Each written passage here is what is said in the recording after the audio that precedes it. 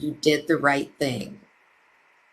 So I'm not sure what happened in his passing. I'm not sure what decisions you had to make, but I am showing that he said that you did the right thing. And he was very adamant about it, and he told me a couple times. If you give me just a couple minutes, I'm going to see if he has anything else to say, if that's all right with you. Yes, please. Thank you. You're welcome. Do you mind if I jump in, Debbie? Jump in, girl. Go ahead. All right. Go ahead. It would be horrible if the teacher crashes and burns. How you doing, Lisa? Good. Good. So kind of when Nino came through to me, he was very lazy, a little bit chill, and kind of like a surfer dude attitude. Would you understand? Kind of like the Yes. Yes. Does that make sense? Yeah. All right. He loves that you're laughing right now. He loves your vibe. He loved your vibe then. He loves your vibe now. He does mention either, I want to say, a couple of dogs that he lived with, or a couple of dogs that you still have at the moment. Would you understand 2 more dogs that he either lived with or that you currently have?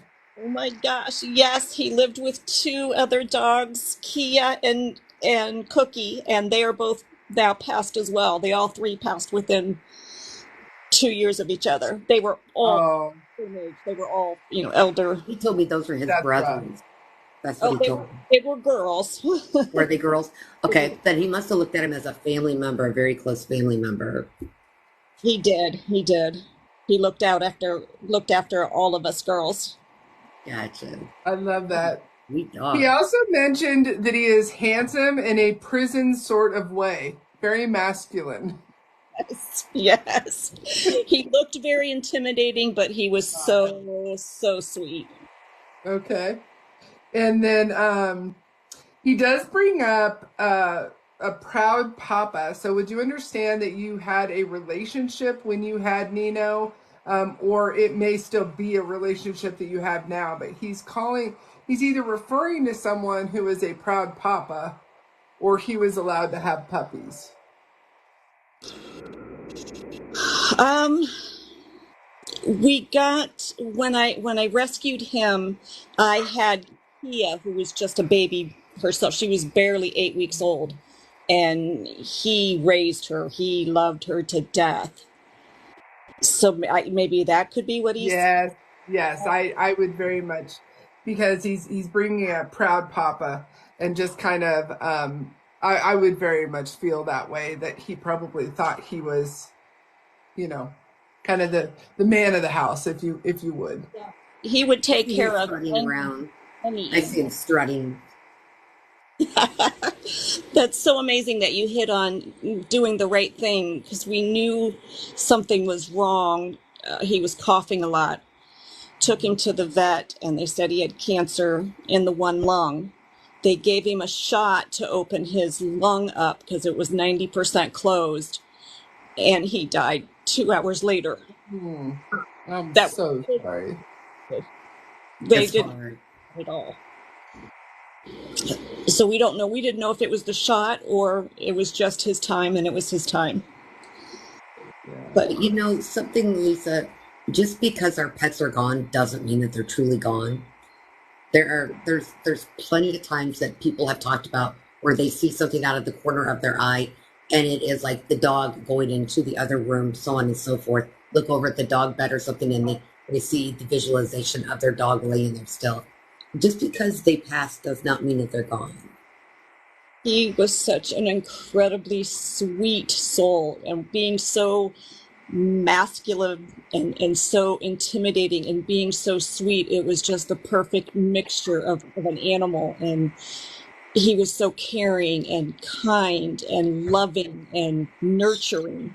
That was my favorite word to use for him was, oh, he's so nurturing, and he looked so intimidating and so he just looked like he was a badass, but he was a mom to everything that he came in contact with. He was so He would have scared me coming around the corner, though, because yes, he showed me kind of coming around the corner. I would have been like, so listen, yes, absolutely. sir. I have to go let my own dogs on the side deck. So Debbie, if you'll go ahead and hold the room and give Lisa the message that you're getting, I'll be right back. No problem. So Lisa, I'm going to see if he has anything else to say. I'm going to be quiet for a couple minutes. Mariana, she can just keep her eyes open and keep talking and get stuff. I kind of like to sit back and feel.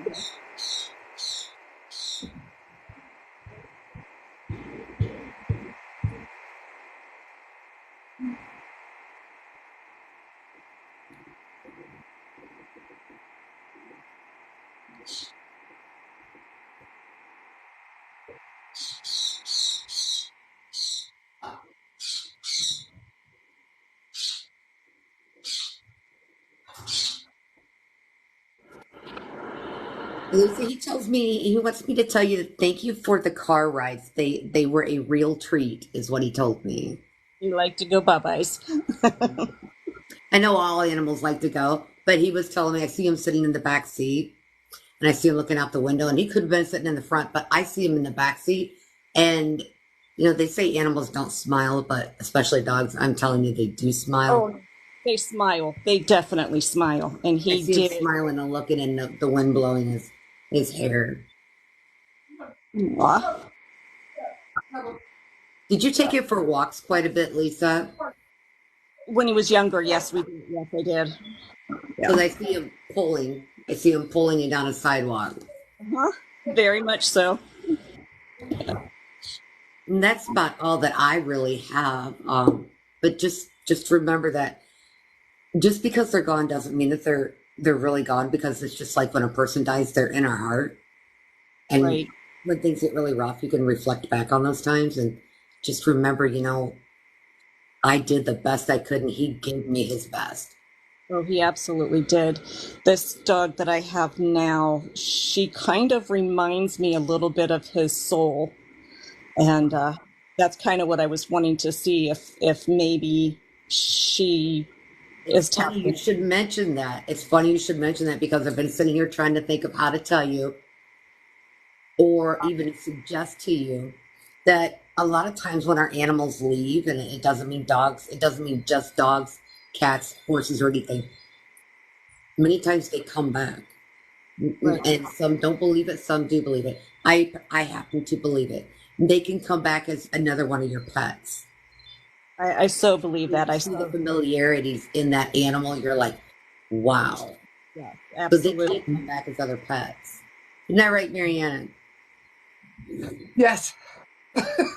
Some I believe didn't. that your animal that passes can come back as another pet. Oh yeah, I definitely absolutely believe that, and that we can set our intentions and actually kind of have conversations with the passed over spirit.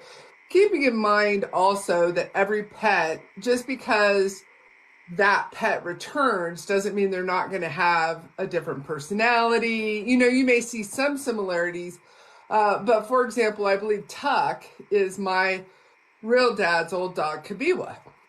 Um, Literally, when I looked in his face and looked in his eyes, I was like, Kabiwa? Just as a little puppy.